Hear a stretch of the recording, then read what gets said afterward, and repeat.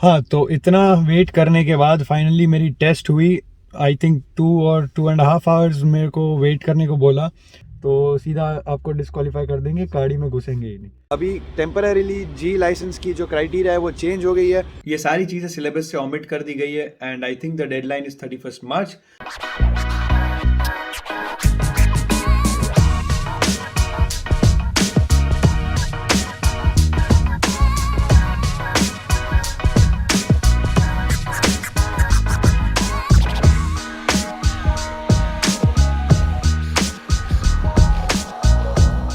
Alright, so hi everyone, my name is Satvik and welcome back to my channel. तो आज के इस video में मैं देने जा रहा हूँ जी टेस्ट फिर से।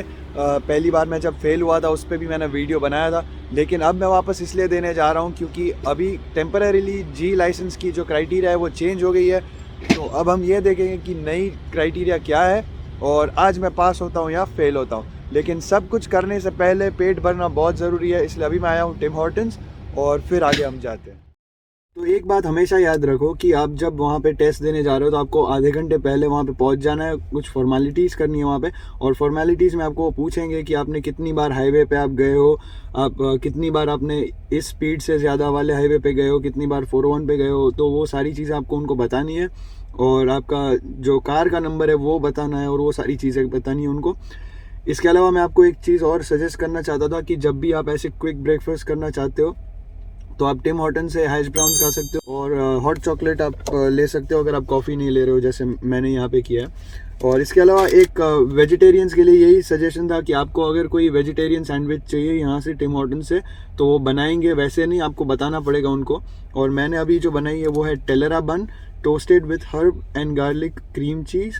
उसमें लेटस डाला है, टमेटोज डाला है और हैश ब्राउन डाला है। तो एक अच्छी सी सैंडविच बन जाती है ये। तो जब भी आप ऐसे जल्दी में आप यहाँ से खा सकते हो। तो कोविड से पहले कनाडा कैसा था ये मैं नहीं जानता हूँ, लेकिन मैं तो जब से आया हूँ मैं बस यही देख रहा हूँ कि कोई भी सिस्टम इनकी ढंग से नहीं चल रही है। परेशान हो गए हम लोग 2.5 साल से। अब यहाँ पे मैं टेस्ट के लिए आया हूँ एंड एज़ यूजुअल -14 डिग्रीज़ में भी इतनी लंबी लाइन है यहाँ पे और रजिस्ट्रेशन में भी टाइम लगने वाला है काफ़ी। बहुत बहुत मुश्किल हो रही है यहाँ पे। तो अब है 11:25 का टाइम, मेरा बहुत टाइम के बाद मेरा रजिस्ट्रेशन हुआ और जैसे ही मेरा टर्न आया तब तक ऑलरेडी 10-15 लोगों की लाइन बन गई थी पीछे। तो मतलब ऐसा है कि करना सब कुछ है इनको, लेकिन हो नहीं रहा है। तो इन एनी केस अब 11:25 हो गया है और जहाँ तक मैं इन लोगों को जानता हूँ ये एटलीस्ट 10-15 मिनट मुझे वेट कराएंगे और फिर मेरे यहाँ पे एग्जामिनर आएंगे। और मास्क को मैं उतार नहीं सकता जैसे आप देख रहे हैं, तो अगर चश्मे में आपको प्रॉब्लम हो रहा है तो आप निकाल के चश्मे रख दो साइड में अगर इतने ज़्यादा नंबर नहीं है, क्योंकि आप ज़रा सा भी मास्क नीचे करोगे तो इनको बहाना चाहिए बस, तो सीधा आपको डिस्क्वालीफाई कर देंगे, गाड़ी में घुसेंगे ही नहीं। 1 hour later. तो एक और अपडेट आपके लिए, 1 आवर एंड 20 मिनट्स हो गए लेकिन अभी तक नहीं आए हैं और लग रहा है इससे भी ज़्यादा लेट होंगे। और ये पहली बार नहीं है, बहुत टाइम हो चुका है, ये पहले भी हो चुका है स्पेशली लंदन में। तो आई रियली होप कि जब लास्ट टाइम जब मुझे पता चला था तो लाइक 8-10 लोगों को घर पे भेज दिया था क्योंकि उनकी टेस्ट ही नहीं हुई। आई जस्ट होप मेरी आज ख़त्म हो जाए टेस्ट। 2 hours later. हाँ, तो इतना वेट करने के बाद 2-2.5 घंटे लग गए। तोबा तोबा तोबा, थारा मूड खराब कर दिया। लेकिन मेरा टर्न फाइनली आ गया और मैं पास हो गया, मुझे जी लाइसेंस मिल गया।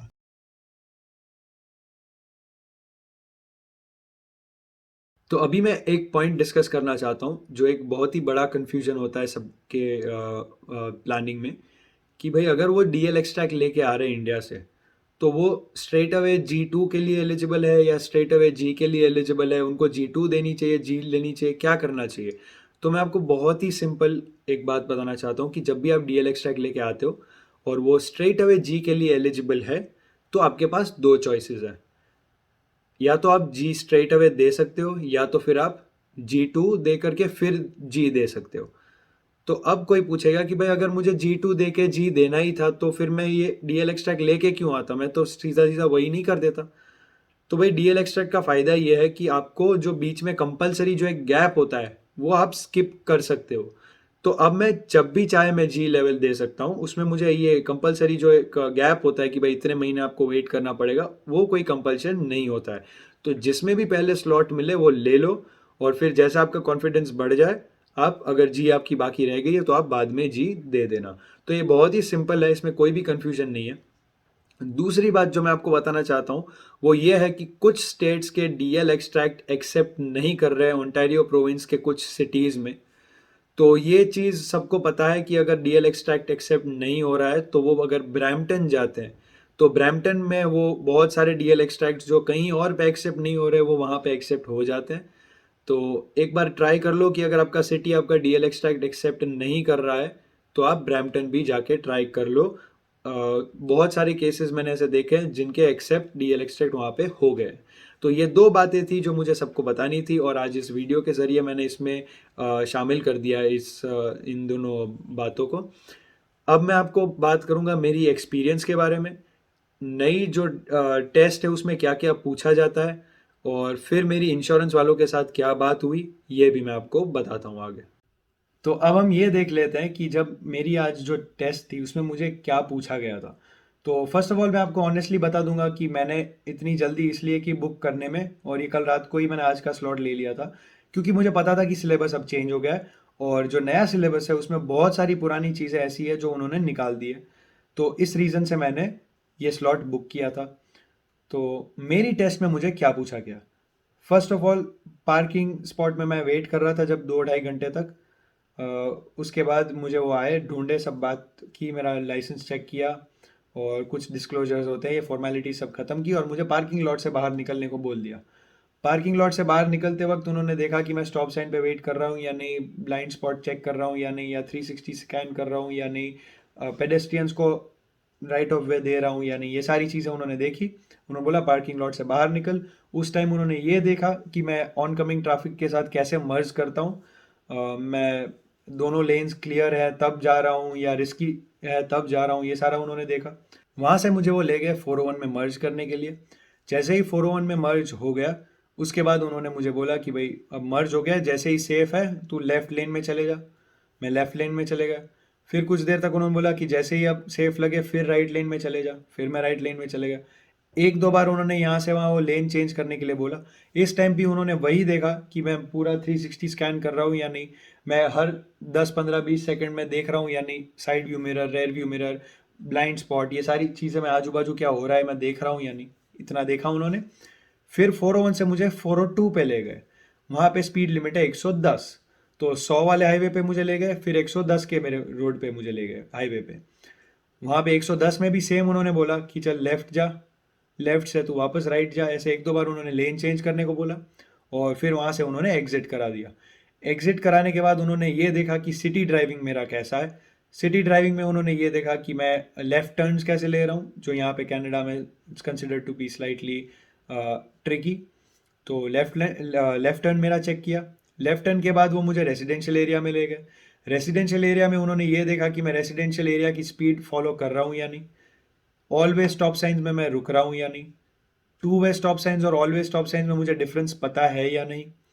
इसके बाद वो फिर रेजिडेंशियल एरिया से मुझे बाहर ले गए। फिर उन्होंने यही देखा कि मैं ऑन कमिंग ट्रैफिक के साथ कैसे मर्ज कर रहा हूँ, फिर मैं पेडेस्ट्रियंस को देख रहा हूँ या नहीं, 360 स्कैन कर रहा हूँ या नहीं। और फिर उन्होंने आगे और ले गए, 70 के रोड पे ले गए, 60 के रोड पे ले गए और आई थिंक 80 या 90 पे भी ले गए थे। तो ये अलग अलग स्पीड्स मेरी चेक की उन्होंने। मैं स्पीड कितनी मेंटेन कर रहा हूँ, बहुत स्पीड से कम चल रहा हूँ क्या। स्पीड से अगर आप 5 भी किलोमीटर कम चल रहे हो या उससे भी किलोमीटर्स पर आवर आप कम चल रहे हो तो उसको वो एक बार आपको पोलाइटली वार्निंग दे देगा, आपको बोलेगा कि भाई ये गलत है, आप ट्रैफिक को, आपकी पीछे वाली ट्रैफिक को इसकी वजह से प्रॉब्लम ना हो, इसलिए वो आपको बता देंगे। नहीं तो बिल्कुल भी हमेशा जो स्पीड लिमिट है उसमें ही रहो आप। 1-2 ऊपर नीचे शायद चलता है। फिर आप जैसे ही आप ये सिटी का बेसिक ड्राइविंग वो आपका देख लेंगे और कुछ भी नहीं है, आप ट्रैफिक लाइट्स पे कैसे बिहेव करते हो, जब आपको राइट टर्न लेना है वो भी यील्ड वाला, अगर राइट टर्न लेना है तो आप ट्रैफिक के साथ कैसे मर्ज कर रहे हो, यही वो देखेंगे। और फिर मेरे को वापस ले गए वो ड्राइव टेस्ट सेंटर और वहाँ पे जैसे ही मैं पार्किंग लॉट में घुसा तो उन्होंने बोला कि कोई भी स्पॉट जो पसंद आए तो वहाँ पे गाड़ी पार्क कर दे। मैंने जैसे ही कार पार्क कर दी उन्होंने मुझे बोल दिया कि यूव मेट मिनिस्ट्री स्टैंडर्ड्स, कॉन्ग्रेचुलेशंस।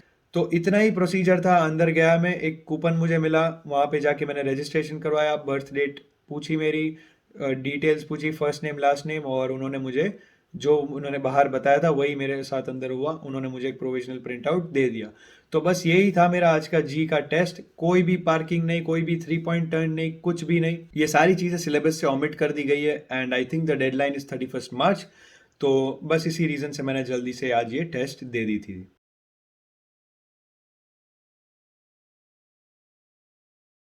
अब आ गया है मेजर सवाल इंश्योरेंस का, और ये इंश्योरेंस ऐसी चीज़ है जो बहुत डरा देती है सबको। इंश्योरेंस पे मैंने एक स्पेसिफिकली वीडियो भी बनाया, वो भी आप देख सकते हो। तो जैसे ही मैं प्रिंट आउट लेके आ गया, गाड़ी में मैंने बैठा, मैंने इन्फॉर्म किया जिनको भी मुझे करना था, लेकिन गाड़ी चालू करने से पहले मैंने इंश्योरेंस वाली कंपनी को कॉल किया और मैंने उनको बताया कि भाई देखो, अब मेरा जी लाइसेंस हो गया है और अब आप करो इंश्योरेंस मेरा कम। तो उन्होंने पूरा मेरा पॉलिसी मेरे साथ रिव्यू किया और उन्होंने आज ही मतलब मेरी पॉलिसी से पर मंथ $40 इंश्योरेंस मेरा कम कर दिया, जस्ट बिकॉज मैंने जी लाइसेंस मेरा अचीव कर लिया है। तो मतलब सिर्फ जी लाइसेंस के होने से $40 अगर कम हो जाते हैं तो आगे और भी कम होंगे, जैसे ही रिन्यू होगा कुछ फैक्टर्स और चेंज होंगे, जैसा हमने डिस्कस किया था उस वीडियो में। तो इंश्योरेंस पर मंथ अगर $40 कम हो जाता है तो बहुत ही बड़ी बात है, बहुत ही अच्छी बात है। तो देख लो, अगर आप G2 में हो अभी और अगर एलिजिबल हो जी के लिए, तो स्पेशली इन दीज सर्कमस्टेंसेस जहाँ पे इतना इजी टेस्ट अभी हो गया है और इतना शॉर्ट है, पहले जितना नहीं है, तो कुछ एलिमेंट्स भी कम हो गए। तो बस यही था आज का मेरा वीडियो मेरे जी लाइसेंस की टेस्ट के बारे में। अगर आपको कोई भी क्वेश्चंस है रिलेटेड टू जी लाइसेंस, या आपको अगर कोई भी ट्रेनिंग चाहिए या कुछ भी चाहिए, तो उसके वीडियोस भी मैं नीचे लिंक में डाल दूंगा। शायद प्रैक्टिकली आपको अगर हेल्प नहीं होगा, लेकिन उनकी जो टिप्स एंड ट्रिक्स है वो आपको ज़रूर बहुत काम आएगी।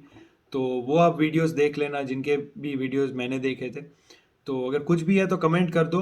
आई will try my best to help you and I really hope this video help you. Thank you so much.